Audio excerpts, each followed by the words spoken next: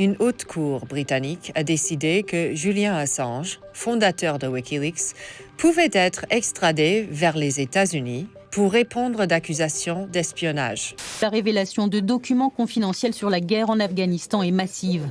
La plus grosse fuite depuis la guerre du Vietnam.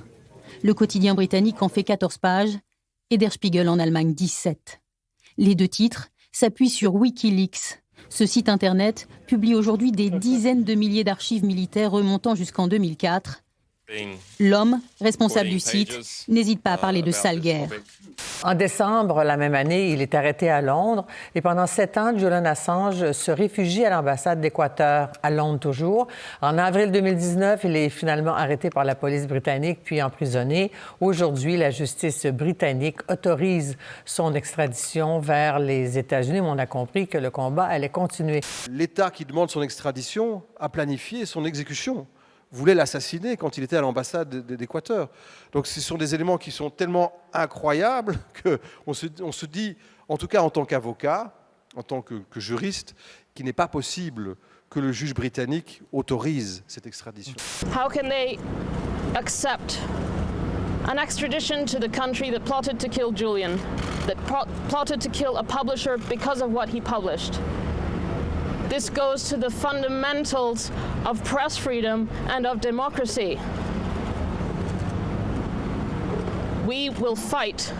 Every generation has an epic fight to fight, and this is ours. Du point de vue du processus légal, désormais, c'est retour à la case départ, c'est-à-dire à la cour de district où le juge Vanessa Breitzer, en janvier, avait interdit cette extradition. Il va y avoir des nouvelles audiences. Toutes les procédures dans cette affaire ont été étirées dans leur temps au maximum. Ce qui arrive maintenant à une situation où beaucoup de gens pensent qu'une des stratégies de toute cette affaire, c'est même pas de l'extrader vers les États-Unis, ce qui serait pour les Américains cerise sur le gâteau, mais qui se contente très bien de la situation actuelle, où Julian Assange est silencieux, on ne l'entend plus, où Wikileaks a été plus ou moins paralysé maintenant, et où la souffrance et l'état de santé de Julian Assange se dégradent à vue d'œil. The names of 15,000 civilians murdered by the United States Army were revealed. 15,000. This is not a light sum. We estimate that 1 million people died in the occupation. Gideon Polya, a specialist in excess deaths, estimates that 6 to 7 million people were killed in the Middle East from over the last 20 years. Come on, fire. La plus grande peur des personnes qui torturent Julian est qu'ils soient tenus coupables de leurs crimes.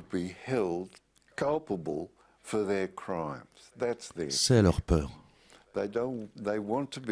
Ils veulent pouvoir se lancer dans ces aventures meurtrières sans risquer de punition.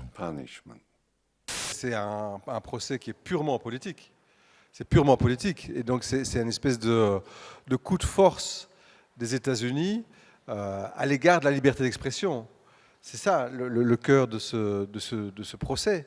C'est-à-dire que les États-Unis veulent faire un exemple de Julian en disant au monde entier, si jamais vous osez publier des informations sur les crimes qu'on commet, des informations qui seraient couvertes par le secret d'État, eh bien voilà ce qui va vous arriver. Vous allez être persécuté, vous allez être mis en prison. Il était monnaie courante jusqu'à présent de présenter l'affaire Assange comme une sorte de menace contre la presse. C'est certainement pas une menace contre la presse, mais une menace très certaine contre une certaine presse. C'est pas Christophe Barbier qui se sent menacé, soyez-en rassurés, ni Hanouna, c'est sûr et certain. Il n'a fait que révéler des informations vraies, les espionnages de dirigeants étrangers par les États-Unis, les crimes de guerre commis par les militaires américains sur des civils, et aujourd'hui il est poursuivi uniquement pour avoir révélé des informations vraies. Je rappelle que ces informations ont été divulguées par Wikileaks en partenariat avec tous les plus grands quotidiens internationaux dans le monde entier, et qu'aujourd'hui il est le seul qui depuis 2 ans croupit en prison comme s'il était un terroriste ou un prisonnier de guerre, ce qu'il n'est pas. Julian est détenu dans la prison de haute sécurité de Belmarsh. C'est dans la banlieue de Londres.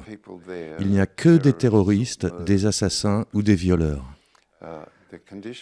Julian vit enfermé dans une petite cellule, 22 à 23 heures par jour.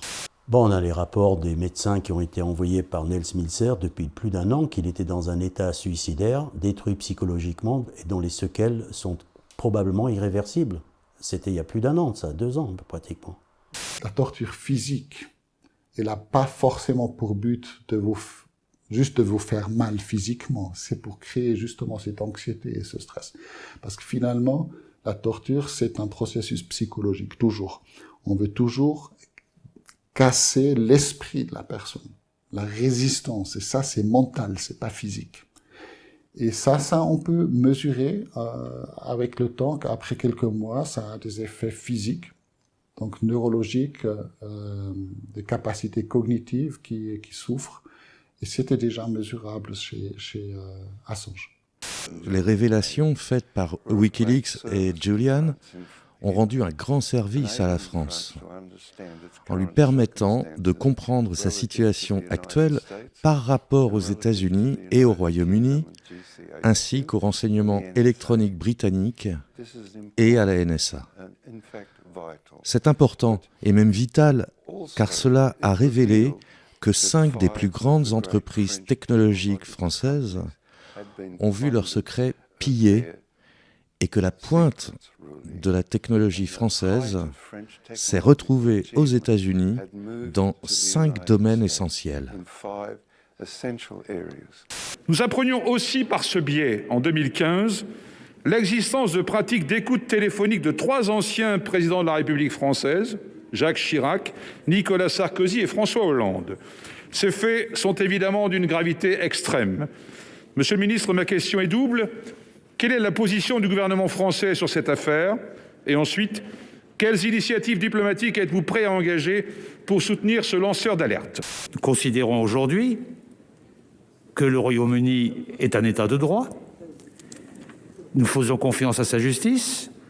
Il est sous juridiction britannique. Soit il ne lit que Le Monde, ce qui est possible, donc peut-être qu'il croit à ce qu'il raconte, soit il est hypocrite quand il dit ça, parce qu'il n'y a plus une seule personne qui se soit approchée de cette affaire qui peut dire qu'il y a un état de droit et une justice fonctionnelle dans l'affaire Julian Assange.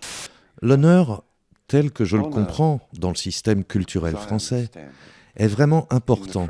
Et respecter cet honneur sera, à mon avis, et je ne souhaite pas pontifier, je parle comme si nous étions des amis à table et que nous parlions de choses et d'autres. Cet honneur sera essentiel pour amener la France à une position où les intérêts français peuvent être maintenus au premier plan. Notre pays, garant des valeurs universelles de liberté et de démocratie, s'honorerait d'accorder à Julian Assange l'asile politique afin qu'il puisse échapper à toute extradition par les États-Unis et ainsi éviter une peine de 175 années de prison. Si vous avez ce sentiment d'être impuissant par rapport à l'affaire Assange, c'est normal, les médias ont tout fait pour réduire ça à un simple fait divers et continuent de le faire d'ailleurs. Mais vous pouvez prendre votre téléphone et appeler un bureau de députés que vous trouvez sur l'Assemblée nationale.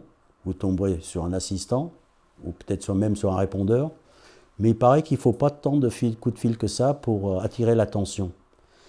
Surtout en ce moment. Pourquoi? Parce que si vous attirez l'attention d'un député sur cette question-là, sachez qu'il a 39 collègues autour de lui qui sont en train de juste... C'est pas comme si il allait tomber devant une page blanche. Vous pensez que le fait d'être continuellement pillé par les États-Unis va rendre la France riche, la population en bonne santé et éduquée? Oubliez ça. Il n'y a qu'une seule solution pour arrêter le pillage, c'est plus d'indépendance.